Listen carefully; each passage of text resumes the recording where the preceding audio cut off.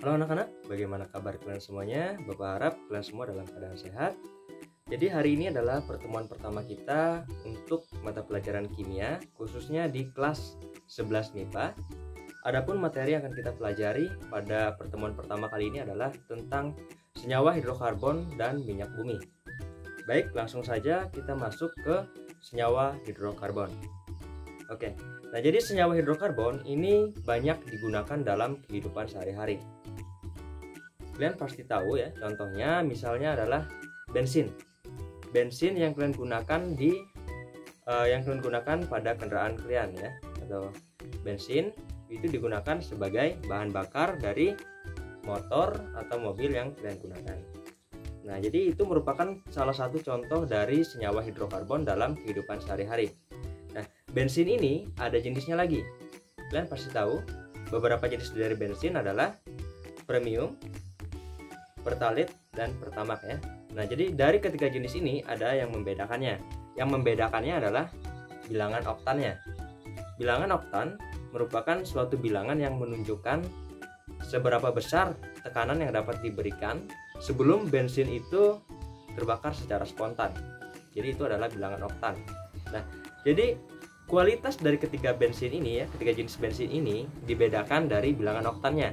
Semakin tinggi nilai bilangan oktan, maka mutu bensin tersebut akan semakin bagus. Contohnya saja, untuk bensin premium ini merupakan jenis bensin yang sering digunakan dalam kehidupan sehari-hari ya, dan sering digunakan oleh masyarakat. Kenapa sering digunakan ya? Karena bensin ini tergolong murah dan terjangkau untuk kalangan masyarakat. Nah, jadi kalau premium ini bilangan oktannya sekitar 80. Kalau untuk pertalite dan pertamax itu bilangan oktannya naik ke sekitar ke 90 atau 92 untuk bilangan oktan pertamax ya, atau pertalite. Nah, jadi semakin tinggi nilai bilangan oktannya, maka mutu dari bensin tersebut akan semakin bagus dan pembakarannya pun semakin bagus. Oke, nah bensin ini ya merupakan hasil dari pemisahan minyak bumi ya, hasil dari pemisahan minyak bumi dari fraksi-fraksinya atau bagian-bagiannya dari minyak bumi itu. Nah, contoh lain selain bensin ya, biasanya sering kita jumpai juga seperti gas LPG ya, gas yang kalian gunakan untuk kompor gas kalian, atau solar ya, itu juga termasuk contoh senyawa hidrokarbon. Solar, kerosin. Tahu kerosin? Kerosin adalah minyak tanah ya, minyak tanah yang digunakan untuk kompor biasanya. Nah, itu merupakan contoh dari senyawa hidrokarbon. Nah, senyawa hidrokarbon pengertiannya adalah senyawa yang terdiri atas unsur hidrogen dan unsur karbon. Nah, jadi ini merupakan senyawa sederhana ya, yang terdiri atas unsur hidrogen dan unsur karbon. Nah, jadi bahan-bahan yang mengandung senyawa hidrokarbon itu biasanya kalau kita bakar ya, bahan-bahan yang mengandung senyawa hidrokarbon apabila kita bakar, maka dia akan menghasilkan gas karbon dioksida dan uap air. Uap air itu adalah H2O ya. Uap air H2O tapi dalam bentuk, karena dia uap berarti dia gas ya. Nah, itu uap air. Nah, jadi itu merupakan contoh dari senyawa hidrokarbon dan pengertiannya. Nah, dalam kehidupan sehari-hari biasanya kita sering lihat juga ya, biasanya untuk kendaraan bermotor itu kan bahan bakarnya adalah bensin. Nah, jadi bahan bakarnya itu ketika motor itu dinyalakan ya, dan motor itu hidup ya, maka dia akan mengeluarkan gas buang. Nah, gas buangnya itu berupa karbon dioksida ya. Nah, makanya itu kalau apabila senyawa hidrokarbon ini dibakar ya, seperti contoh di motor tadi, bila dia dibakar maka dia akan menghasilkan gas karbon dioksida dan uap air. Makanya pada pembakaran bahan bakar itu biasanya dihasilkan gas karbon dioksida ya, untuk pembakaran yang sempurna. Nah, apabila pembakarannya tidak sempurna, maka gas yang dihasilkan adalah gas karbon monoksida. Nah, gas karbon monoksida ini yang berbahaya ya bagi kesehatan manusia. Oke, untuk lebih jelas mengenai senyawa hidrokarbon, silakan kalian simak penjelasan materi berikut ini. Oke, baik. Tadi saya sudah jelaskan bahwa senyawa hidrokarbon merupakan senyawa karbon sederhana yang terdiri atas atom karbon atau C dan atom hidrogen atau H. Nah, jadi benda-benda dalam kehidupan sehari-hari yang mengandung senyawa hidrokarbon akan menghasilkan gas karbon dioksida atau CO2 dan H2O atau uap air jika dibakar.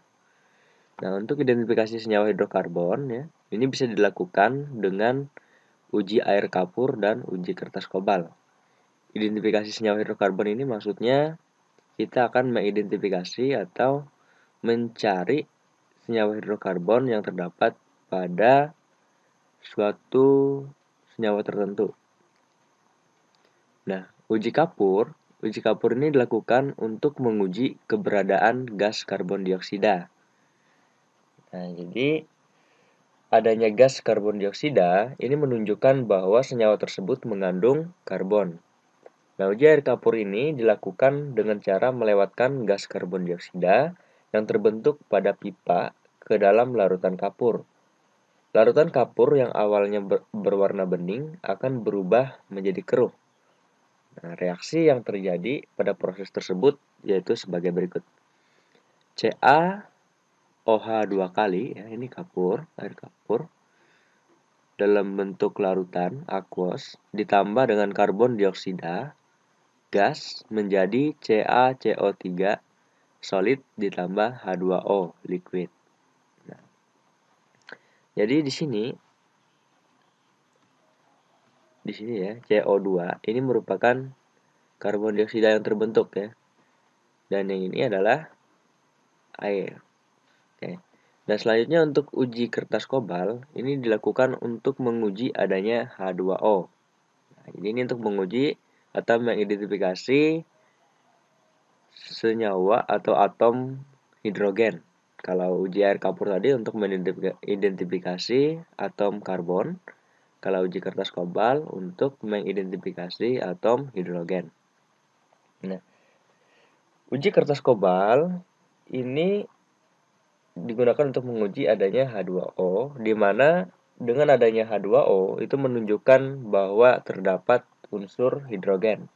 Nah, pengujian menggunakan kertas kobal ini dilakukan dengan cara menyentuhkan kertas kobal pada air hasil pembakaran senyawa hidrokarbon. Jika bereaksi dengan uap air, kertas kobal yang berwarna biru akan berubah warna menjadi merah jambu. Nah, hal tersebut akan menandakan bahwa terdapatnya atom hidrogen. Oke, selanjutnya senyawa hidrokarbon banyak digunakan dalam kehidupan sehari-hari ya, seperti yang sudah saya bilang. Karena senyawa hidrokarbon mempunyai atom karbon yang khas. Nah, jadi kenapa dia banyak digunakan dalam kehidupan sehari-hari? Karena dia memiliki kekhasan yang tidak dimiliki oleh atom lainnya. Adapun sifat khas yang dimiliki oleh atom karbon itu ada 3. Di mana sifat yang pertama adalah atom karbon mempunyai 4 elektron valensi. Nah, jadi atom karbon ini ya, atom karbon atau C, dia mempunyai 4 elektron valensi. Nah, sekarang kita lihat kalau C ini nomor atomnya adalah 6 ya. Apabila kita bikin konfigurasinya dan mencari elektron valensinya seperti ini. 6C sama dengan bila menggunakan cara Bohr ya, itu dia 2 4 ya. Nah, 24. Ini kulit K, ini kulit L. Jadi kulit terluarnya adalah 4 sehingga elektron valensinya sama dengan 4. Nah, jadi karbon ini memiliki elektron valensi 4. Bila cara bilangan kuantum 6C 1S2 2S2 2P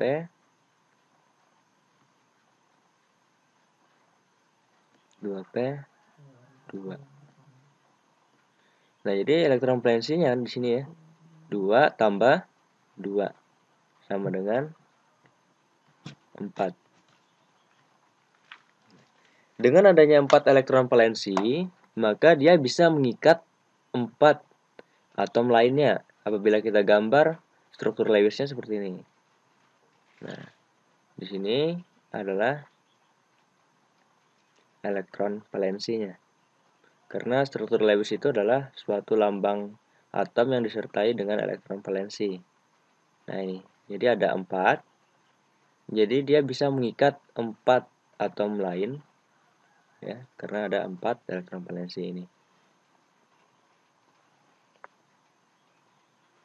Nah, di mana ikatan yang dibentuk itu adalah ikatan kovalen ya, dengan atom-atom lain. Kenapa ikatan kovalen? Karena di sini ikatan kovalen merupakan penggunaan bersama pasangan elektron. Nah, di mana harus terjadi pada senyawa atau harus terjadi pada unsur non-logam dengan unsur non-logam.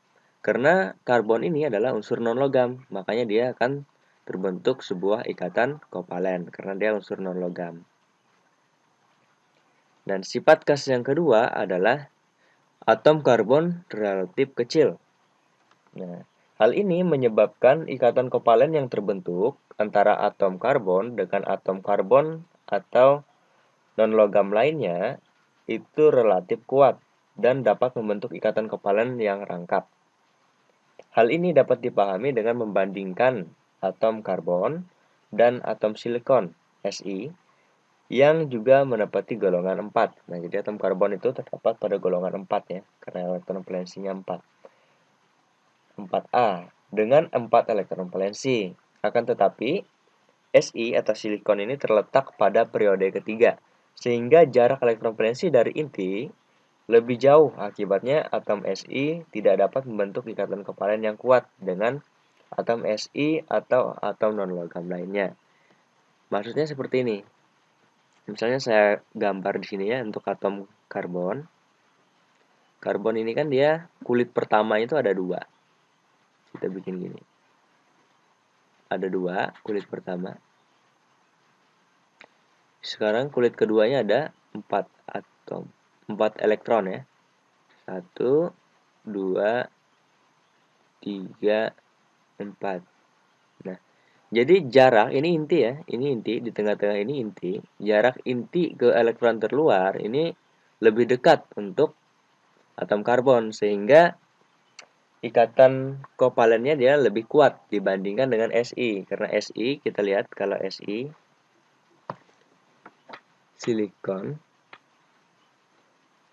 silikon itu nomor atomnya 14. Coba 14 Si 2 8 28 10 28 4. Nah, 284. Coba kita bikin Si. Di kulit pertama ada 2. 1, 2. Di kulit kedua ada 8. 1, 2, 3, 4, 5, 6, 7, 8. Di kulit ketiga ada 4. 1, 2, 3, 4. Nah, jadi dia lebih besar dibandingkan karbon ya, atom karbon, karena dia periodenya adalah periode 3 ya. Periode 3, sedangkan atom karbon adalah periode 2. Nah, jadi jarak dari inti ya ke elektron terluar ini lebih jauh jaraknya, sehingga dia ikatannya lebih lemah dibandingkan atom karbon. Seperti itu. Selanjutnya, sifat khas yang ketiga adalah atom karbon dapat membentuk rantai karbon dengan cara berikatan dengan atom karbon lainnya. Nah, jadi atom karbon ini bisa membentuk suatu rantai ya, rantai karbon dengan cara berikatan dengan atom-atom karbon yang lain. Nah, ikatan atom karbon dengan atom karbon yang lain itu dapat membentuk rantai panjang yang lurus, bercabang maupun melingkar, atau membentuk senyawa siklik. Jadi senyawa siklik itu senyawa sedang rantai karbonnya melingkar. Nah, untuk contohnya seperti ini. Senyawa hidrokarbon rantai lurus, contohnya adalah N-butana, H3C, CH2, CH2, CH3 ya. Ini N-butana. Jadi rantainya lurus, ini rantai karbon ya. Jadi ikatan antara atom karbon dengan atom karbon lain. Nah, ikatannya itu ditandai dengan strip ini ya, garis ini ikatannya. Ini adalah ikatan. Nah, jadi dia ini rantai lurus karena lurus ya. Nah, selanjutnya N-butana, namanya N ini adalah normal, artinya normal butana karena dia rantainya lurus. Selanjutnya, senyawa hidrokarbon rantai bercabang. Nah, untuk rantai bercabang seperti ini adalah rantai induknya. Nanti kita bahas itu ya, untuk rantai induk ataupun cabang. Rantai induk H3C, CH, CH2, CH3, dan cabangnya adalah CH3. CH3 ini adalah metil. Nah, H3C, CH, CH2, CH3 ini ada atom karbonnya ada 1, 2, 3, 4. Ada 4, maka namanya adalah butana. Ya, 4 ini metil. Jadi namanya karena cabangnya terletak di nomor 2, maka adalah 2 metil butana. Dan untuk selanjutnya senyawa hidrokarbon siklis. Atau siklis ini adalah melingkar ya. Siklis yang rantai dia bentuknya melingkar. Nah,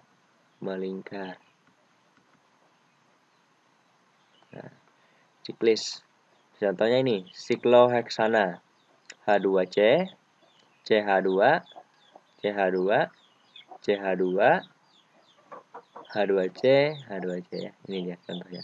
Sikloheksana. Jadi dia bentuknya melingkar. Kalau ini tadi kan enggak melingkar. Nah, ini melingkar. Jadi saling terhubung dengan yang lain. Nah, untuk jenis-jenis ya. Jadi karena sifat yang khas tadi, atom karbon itu memiliki banyak jenis di alam. Nah, jadi jenis dan posisi atom karbon dalam membentuk ikatan itu ada 2. Nah, di sini ada jenis ikatan rantai karbonnya, dan yang kedua adalah posisi ya. Nah, untuk jenis ikatan rantai karbon ada ikatan tunggal, ikatan rangkap 2, dan ikatan rangkap 3. Untuk contoh ikatan tunggal di sini adalah CH3, CH2, CH3 ya. Ini ikatan tunggal.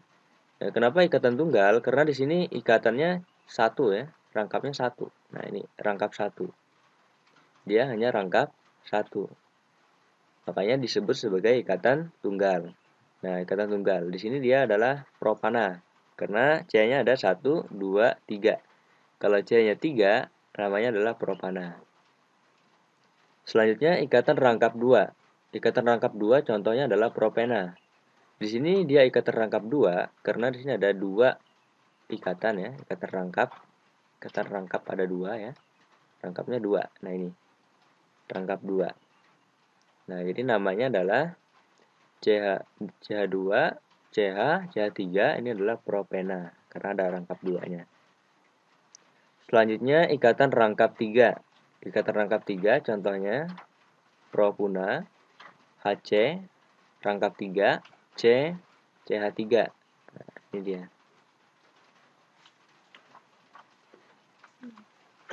Rangkapnya ada 3, makanya disebut sebagai ikatan rangkap 3. Nah, ikatan rangkap ini adalah ikatan kovalen ya. Ikatan kovalen penggunaan elektron bersama. Ini membentuk ikatan rangkap. Karena ikatan kovalen tadi kan bisa ikatan rangkap 1, rangkap 2, dan rangkap 3. Yang terjadi antara unsur non-logam dengan unsur non-logam ya. Oke, selanjutnya untuk posisi atom karbon. Ini ada 4 posisi ya. Yang pertama, atom C primer. Nah, atom karbon primer atau dilambangkan sebagai 1 derajat ya.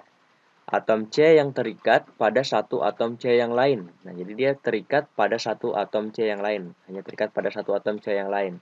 Selanjutnya, atom C sekunder 2 derajat.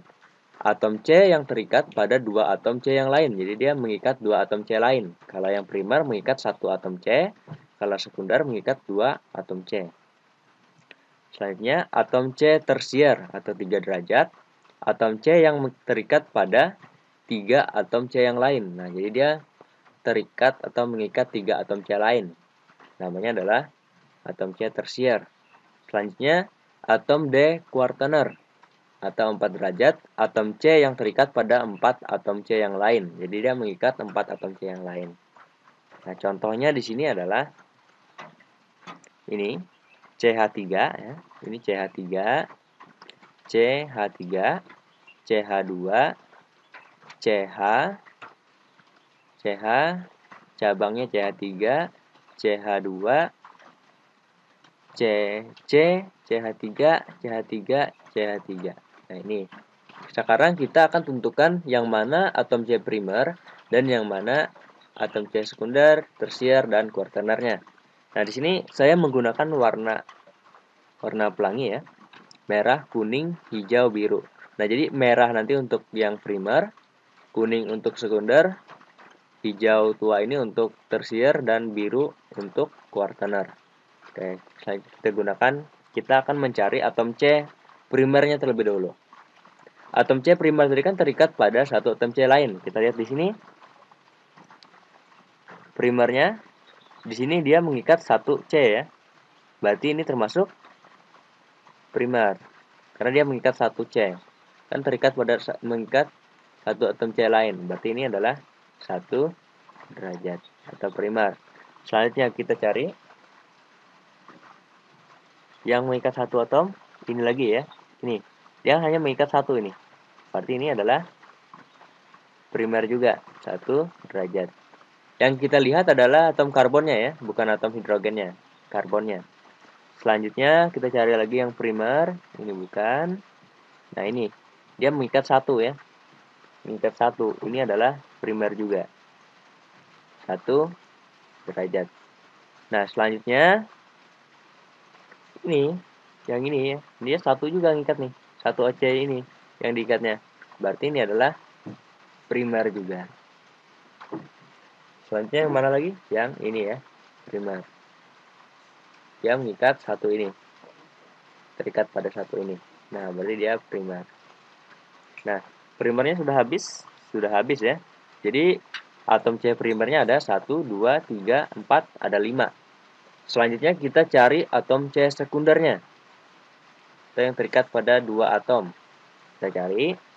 Nah, kita lihat di sini. Ini ya, atom C ini terikat pada mengikat 2 atom ya. 1, 2. Kan sebelah kiri dan sebelah kanannya. Maka dia adalah atom C sekunder ya, atau 2 derajat. Nah, kita cari lagi. Ini mengikat 1. Ini mengikat 3 ya. Terus yang ini mengikat 2. Nah, ini mengikat 2 ya.